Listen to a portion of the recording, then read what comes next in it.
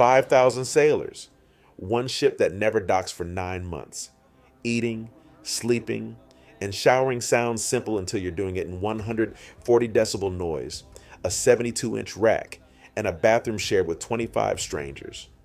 How do 5,000 people eat, sleep, and shower on a $13 billion aircraft carrier in the middle of nowhere? Let's find out what life really looks like inside the world's most powerful warship, somewhere in the Pacific Ocean. It is 300 in the morning, and USS Gerald R.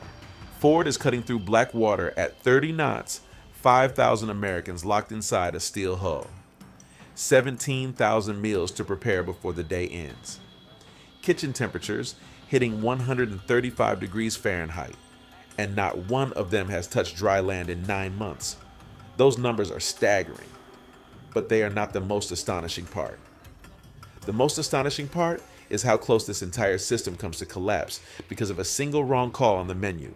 When most people picture an aircraft carrier, they see the flight deck, the catapults, an F/A 18E Super Hornet screaming off the bow at 165 miles per hour. That image is real, but it accounts for roughly 5% of what is actually happening on this ship. The other 95% is a logistics operation so relentless and so invisible that most Americans have no idea it exists. And it all begins with one question. Nobody ever thinks to ask, how do you feed a city that cannot stop, cannot dock, and cannot afford a single day of failure? On a single operational day aboard USS Harry S. Truman CVN 75. The culinary team burns through 1,600 pounds of chicken, 350 pounds of lettuce, and serves over 20,000 cups of coffee. That is not a weekly figure. That is Tuesday. Between 93 and 114 culinary specialists run this operation in rotating shifts, inside 5 to 7 galleys equipped with walk-in ovens, 80-gallon steam kettles, and industrial mixers handling 60 pounds of dough per batch. The first breakfast shift fires up before 3 a.m. The overnight crew is plating hot food at 2 a.m. for sailors coming off the midnight watch. There is no closing time and no slow season, just the next service, every few hours, 7 days a week, for 9 months straight. Forget the aggregate numbers for a moment. A culinary specialist, third class, CS3, the most junior rank in any galley aboard, reports for duty at 2:45 in the morning. His assignment: prepare 800 pounds of beef for the first breakfast service. He did not choose the recipe. He did not choose the ingredients. He cannot call in sick because there is no backup and no substitute, and the meal does not appear unless he makes it. He works in a space where air temperature near the ovens regularly hits 135 degrees Fahrenheit in full Navy issue uniform, and he will do this again tomorrow and every day after for the full length of deployment. No recognition, no highlight reel, just the next 800 pounds. USS Gerald R. Ford does not operate alone. It moves as the centerpiece of a carrier strike group, and embedded in that group is a combat logistics force vessel, typically a fast combat support ship of the TAOE 6 class, such as USNS Supply, capable of carrying over 177,000 barrels of fuel alongside hundreds of tons of frozen provisions simultaneously, once every 7 to 10 days. This vessel pulls alongside the carrier while both ships are underway. Lines are rigged between the hulls. Cargo platforms cross on tension cables. Between 400,000 and 1 million pounds of food, fuel, and dry goods transfer from one moving ship to another, sometimes through rough seas, sometimes in reduced visibility at night. This is underway replenishment, UNREP, and it is the circulatory system that keeps 5,000 people alive at sea. And yet UNREP has one hard vulnerability: weather. In a Force 4, sea states sustain winds above 28 knots, swells exceeding 8 feet. The transfer lines become unmanageable and the entire operation shuts down. The carrier carries a maximum of 30 days of food reserves. Fresh vegetables disappear by week 2. Dairy follows shortly after. By day 20, the galley begins transitioning toward MRS meals ready to eat. The same vacuum-sealed field rations issued to infantry in forward combat bases. A ship capable of launching a $67 million FA-18E Super Hornet cannot guarantee its crew a fresh salad past the third week of a weather delay. That is not a complaint. That is a logistics reality nobody puts on the recruitment poster. Rank does not disappear at the dinner table. It gets enforced there. Officers eat in the wardroom assigned seating. Real silverware, a rotating menu. Chief Petty Officers, the senior enlisted backbone who have spent decades mastering every system and every failure mode on this ship, have their own separate mess. A recognition of earned experience. The junior enlisted majority eats cafeteria style in the main galley. Lines open 22 hours a day, closed for exactly 2 hours of sanitation. The food quality across all three is genuinely solid, but the separation is deliberate. In a steel environment where rank is the single organizing principle, keeping 5,000 people moving in the same direction, even a meal carries meaning. If you think food is the simplest problem this ship has to solve, you are not wrong. It just does not feel that way from inside the galley at 3 a.m. Hit like if this is already more than you expected, and subscribe because we are just getting started. The kitchen never closes. But the real question is, where do 5,000 people go when the shift ends and it is time to sleep? The answer will make you rethink every complaint you have ever had about your bedroom. USS Gerald R. Forward spans 1,092 feet from bow to stern and displaces over 100,000 tons fully loaded. Its total deck area across all 11 levels exceeds 250,000 square meters. By every external measurement, it is a colossal structure. And yet 5,000 human beings live inside it in conditions that would fail every residential building code in the Western world. The density of habitation aboard a Ford-class carrier, calculated against actual livable square footage rather than total hull volume, exceeds that of the world's most overcrowded urban districts, not marginally, but by a significant multiple. This is not poor planning. It is a deliberate engineering trade-off, and the sailors who live it pay the price every single day. Your bed on a U.S. Navy aircraft carrier is called a rack. It measures 72 inches long and 26 inches wide, 6 feet by just over 2 feet. You receive a 3-inch mattress. These racks stack in columns of 3, which means the metal frame above your face sits exactly 20 inches away. Not 20 inches of comfortable clearance, 20 inches of hard steel. You cannot sit upright. You cannot stretch your arms above your head. The space exists at the minimum dimensions required for a human body to achieve unconscious rest and nothing more. Sailors have a name for these berths. They call them coffin racks. Once you know the measurements, that name requires no further explanation. Your personal storage for the entire deployment, 6 months, 7, 9 is a single standing locker measuring 10 inches wide, 22 inches deep, and 41 inches tall. That is the volume of a standard carry-on suitcase. Bolted permanently to a bulkhead. Inside it, you compress your uniforms, your hygiene items, and whatever photographs or small objects you carried aboard to remind yourself that another world exists beyond these walls. There is no overflow option. Whatever does not fit in those dimensions simply does not come aboard. On Nimitz-class ships still in active service, berthing compartments historically packed between 150 and 180 sailors into a single shared space. Ford-class carriers reduced that ceiling to 86 per compartment, each now featuring its own attached washroom, better air conditioning, and quieter positioning away from high-traffic machinery. On paper, a meaningful improvement.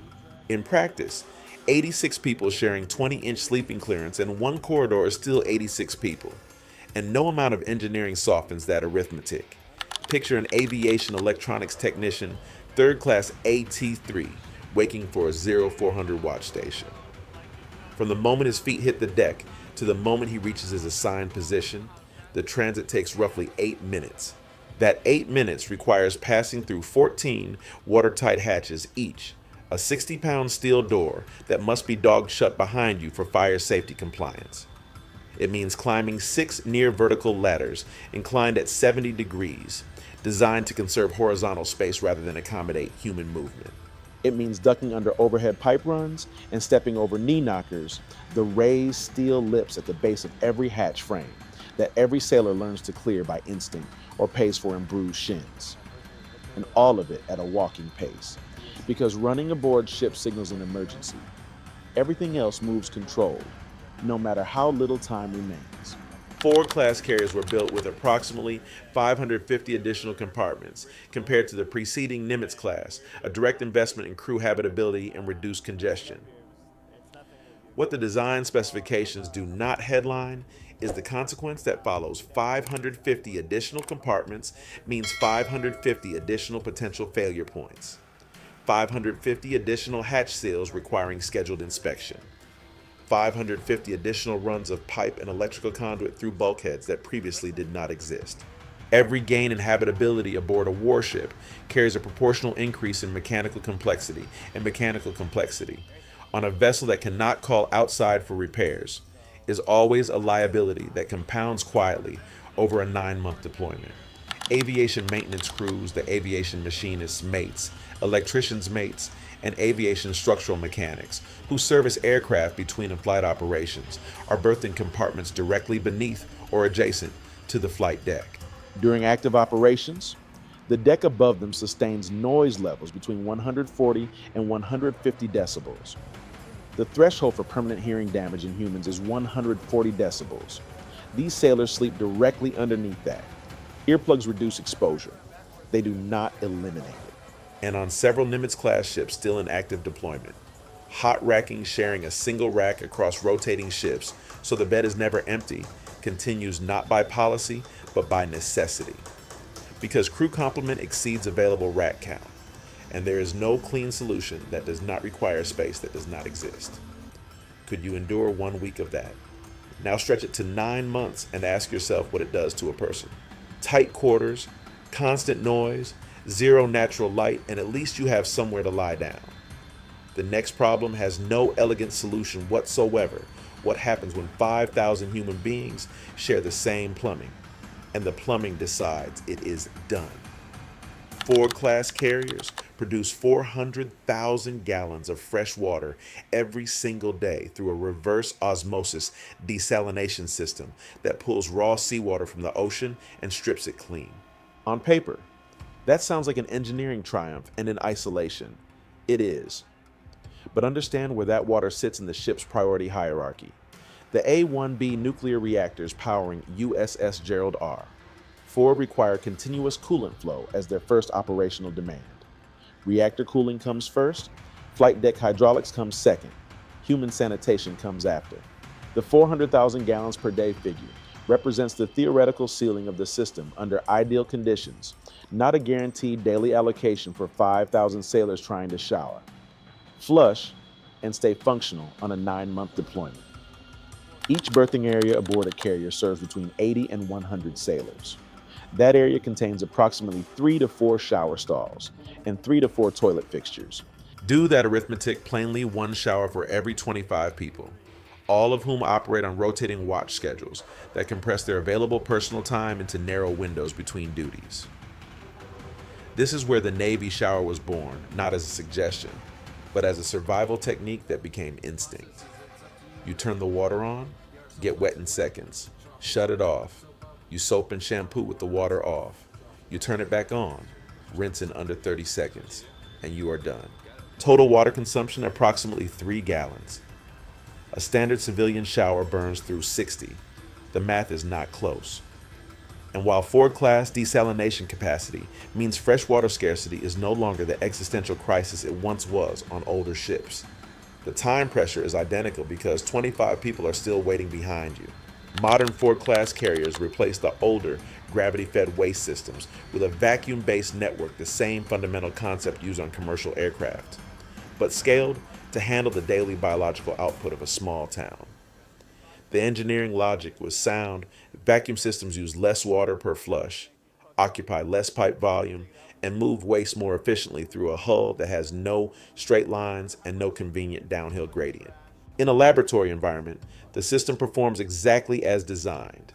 Aboard CVN-78 in actual service, the pipes were built to specifications that did not account for one variable. The engineering drawings never modeled sailors under time pressure, in compartments without conveniently located waste bins, disposing of thick paper towels directly into the bowl.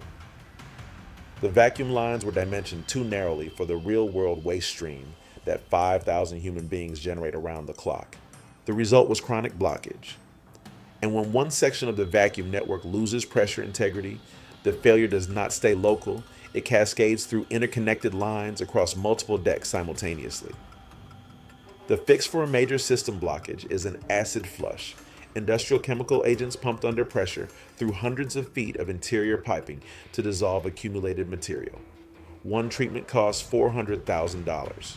Estimated total expenditure on waste system remediation during USS Gerald R. Ford's first 3 years of operational service exceeded $4 million, a figure that approaches the unit cost of a single AIM-1 2OC AMRAAM air-to-air missile. When the system goes down at 200 in the morning, and it does go down, the call goes to a damage controlman, DC rating, responsible for the structural and mechanical integrity of the ship. He pulls on chemical-resistant protective gear, picks up his tools, and enters a crawl space that measures roughly 60 centimeters across, with ambient temperatures around 45 degrees Celsius from the surrounding machinery spaces. He will work in that space for however long the repair takes, not 20 minutes, not an hour. On USS George H.W. Bush CVN 77 in 2011, when all 493 heads aboard experienced cascading vacuum system failures. Repair crews ran continuous 35-hour shifts to restore basic function. Sailors improvised, industrial sinks, shower drains, whatever worked. A ship carrying nuclear weapons, capable of projecting air power across an entire theater of operations, was functionally paralyzed by its own plumbing for days. That is a detail that stays with you, not the aircraft, not the electromagnetic launch systems, not the AN/SPY 3 dual-band radar array that can track ballistic missiles from 200 miles away. The detail that most honestly captures what it costs to keep 5,000 people alive at sea is a damage controlman in a chemical suit, on his back in a 60-centimeter pipe chase at 200 in the morning, trying to restore toilet function to a warship. There is no automation for that job. There is no drone that performs it remotely. It requires a person who decided that this was worth doing and then does it every time without waiting to be asked. So what actually keeps 5,000 people from breaking under the weight of all of this?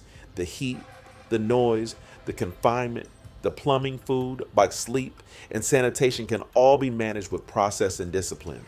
But there is one thing no process has ever been written to handle the moment a person starts losing themselves.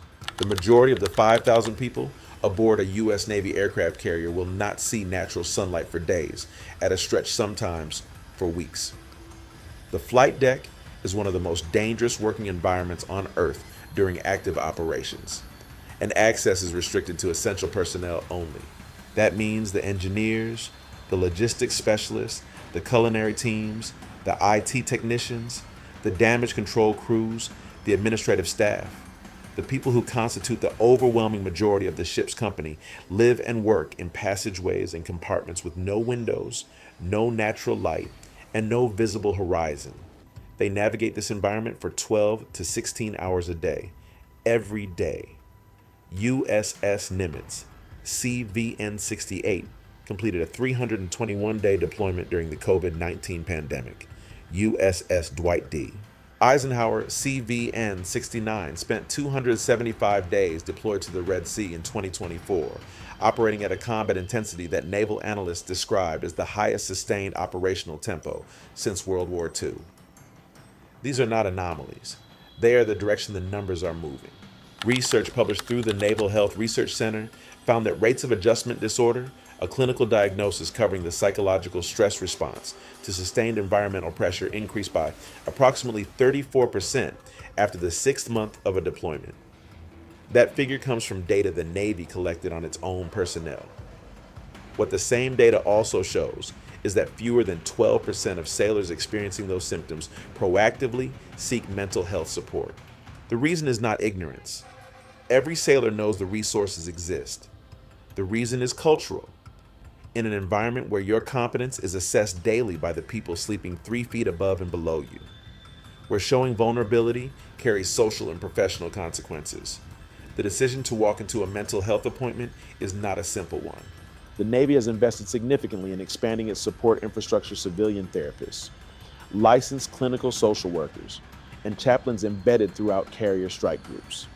USS Eisenhower even deployed with a facility dog during its Red Sea assignment to give sailors a point of emotional decompression between watch rotations. These are genuine improvements. The cultural barrier they are working against is older than any of these ships. A fire controlman second class FC2, a weapon systems specialist responsible for the targeting and fire control systems aboard, is mid-deployment somewhere in the Red Sea when his wife goes into labor. His first child, a son. The video call connects. The picture is pixelated, the audio half a second delayed, and he is watching from a birthing compartment the size of a walk-in closet with one earbud in, so he does not wake the 3 other sailors sleeping 8 feet away. 8 minutes into the call, the ship enters an MCON condition in mission control, a tactical communications blackout imposed when the vessel is operating in a threat environment and cannot risk broadcasting a detectable electronic signature. The call drops. He will not reconnect for 11 hours. His son is already born by the time the line reopens. This is not an exceptional story. Versions of it happen on every extended deployment, on every carrier, in every generation of sailors who chose this life. Internet connectivity transformed morale aboard deployed carriers, and then it complicated it in ways that nobody fully anticipated. 20 years ago, a sailor on a 9-month deployment received occasional letters and 1 brief phone call per month if the scheduling aligned. The distance was painful, but it was also, in a specific way, clean. You knew you were missing time. You did not witness it in real time. Today, a sailor can watch his daughter's birthday party on a 3-inch screen from 8,000 miles away. He can see the house repainted without him, the car repaired without him, the family dinner table with 1 chair that has quietly stopped being set for him. The connection is real and it matters enormously. It is also a continuous, high-definition feed of everything he is not present for, and that is a specific kind of weight that no previous generation of deployed sailors has ever had to carry. Pull back from the individual stories. Look at the full picture. 17,000 meals per day, 5,000 sleeping berths, 493 heads, 9 fitness facilities running 24 hours a day to give people somewhere to put the pressure, chaplains, therapists, a facility dog on a combat deployment.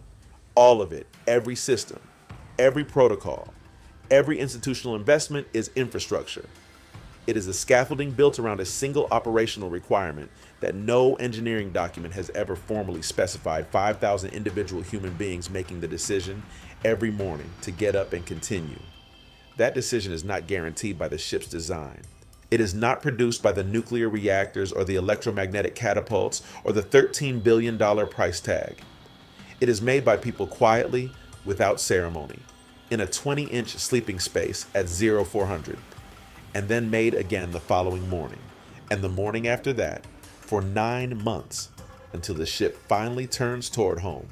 If this video shifted the way you understand what the word service actually costs, not as a slogan, but as a daily lived reality, then a like is the most honest response you can give it. And if you want to keep looking at the parts of military life that never make the news cycle, the subscription button is there. We will keep going.